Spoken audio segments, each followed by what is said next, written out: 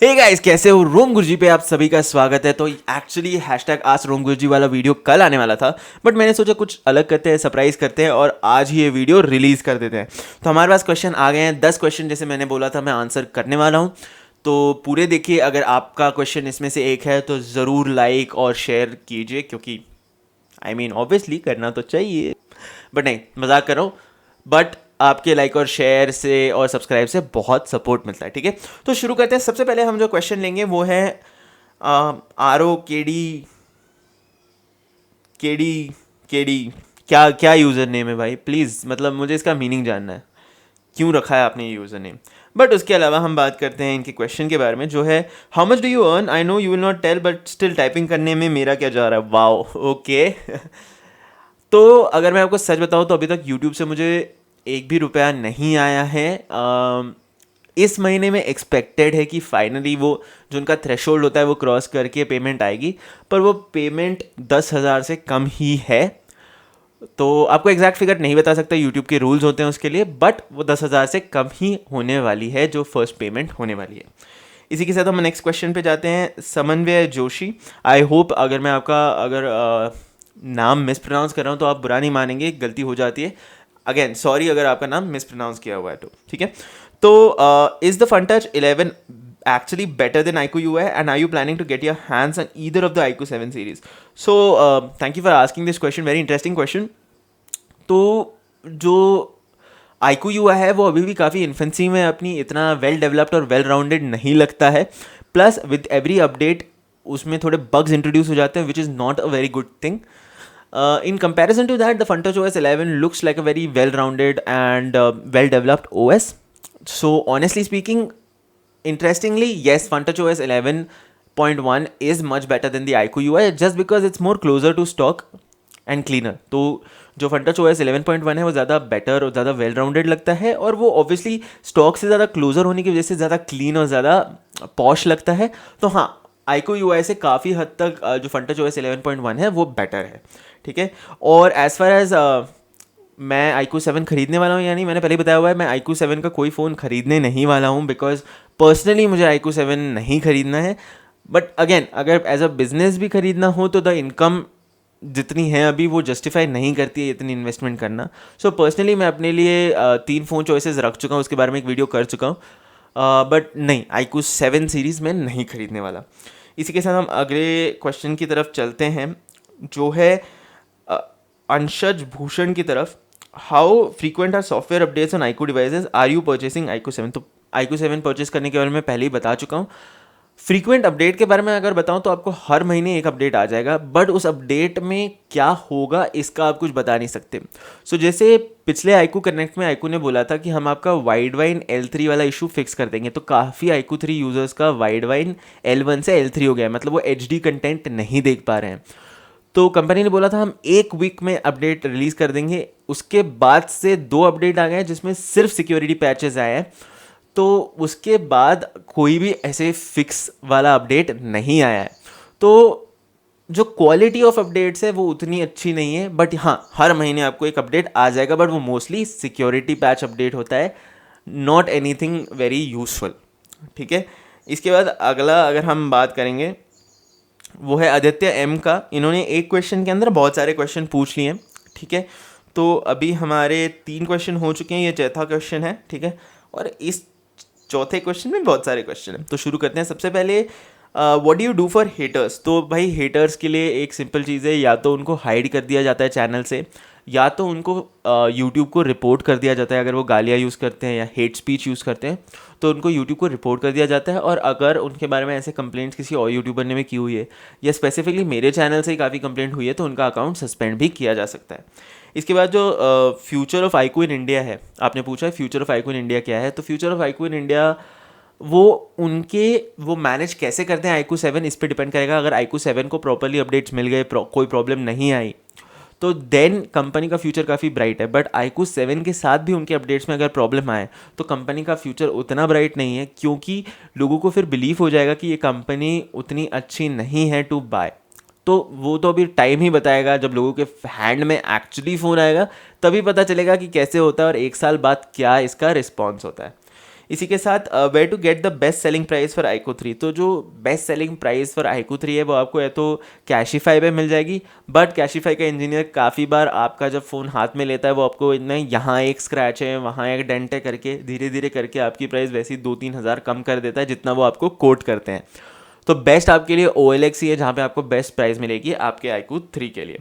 तब भी 16,000 17,000 से ज़्यादा एक्सपेक्ट मत कीजिए, नया फ़ोन ही 25 में आता है तो no one will give you so much.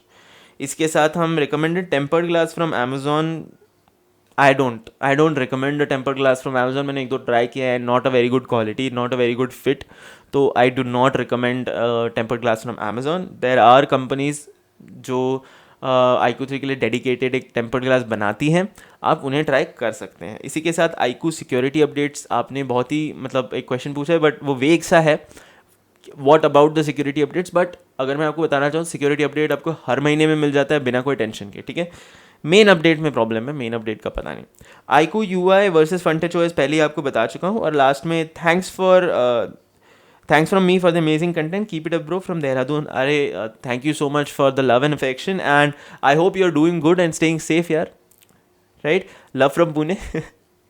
इसी के साथ हम आगे बढ़ते हैं अगले क्वेश्चन पे। अजीत सिंह का क्वेश्चन है, काफ़ी इंटरेस्टिंग क्वेश्चन है, मैं आईकू 3 लूँ या Realme X50 Pro लूँ, एंड X50 Pro का डिस्प्ले थोड़ा डल है आईकू 3 से, या Realme GT Neo का वेट करूँ जो X7 Max बन के आने वाला है। तो very good question, very interesting. पहले तो मुझे आपसे पूछना है कि आप आईकू 7 क्यों नहीं ले रहे हैं। आपको आईकू 7 27 के आसपास मिल जाएगा प्री ऑर्डर सारे ऑफर्स इंक्लूड करके।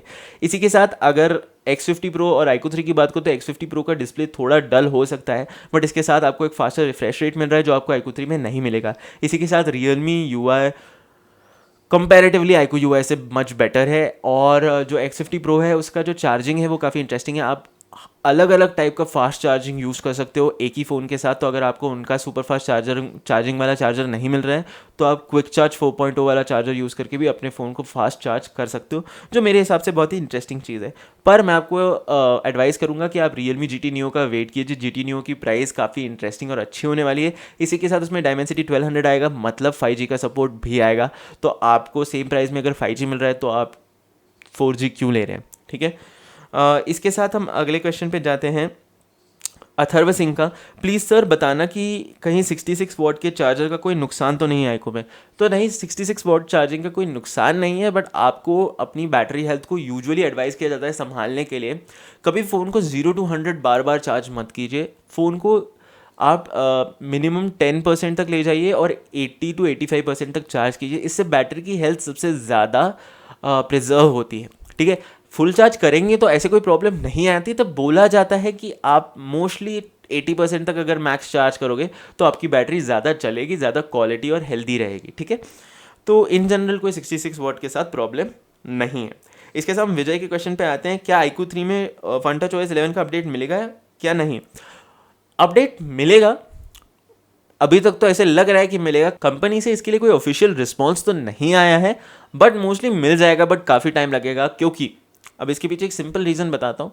अगर उन्होंने ये FunTouchOS 11.1 का अपडेट दे दिया अभी तो उनके सेल कम हो जाएंगे आईकू 7 के। क्यों? क्योंकि 25,000 में आपको मोस्टली फास्ट रिफ्रेश रेट के अलावा इन जनरल परफॉर्मेंस भी बढ़िया मिल रही है, एयर ट्रिगर्स मिल रहे हैं और बेटर OS मिल रहा है। ज़्यादातर आईकू 3 यूज़र्स आईकू 7 पे अपग्रेड करना चाहेंगे। क्यों? क्योंकि उन्हें एक बेटर सॉफ्टवेयर एक्सपीरियंस मिलेगा। पर अगर वो वैसे ही उन्हें प्रोवाइड किया जाए तो वो अपग्रेड नहीं करेंगे। तो 6 महीने पकड़ के चलिए, उससे जल्दी आ जाता है तो बहुत बढ़िया है। तो अगला क्वेश्चन भी ROKD क्यों रखा है ये यूज़र ने, बट इनका क्वेश्चन है iQOO 7 has which RAM type, LPDDR4X और LPDDR5। तो हाँ, इस पर काफ़ी कन्फ्यूजन थी, मैं भी खुद कंफ्यूज था, मैं भी बड़े बड़े यूट्यूबर्स के ट्वीट देख के बता रहा था।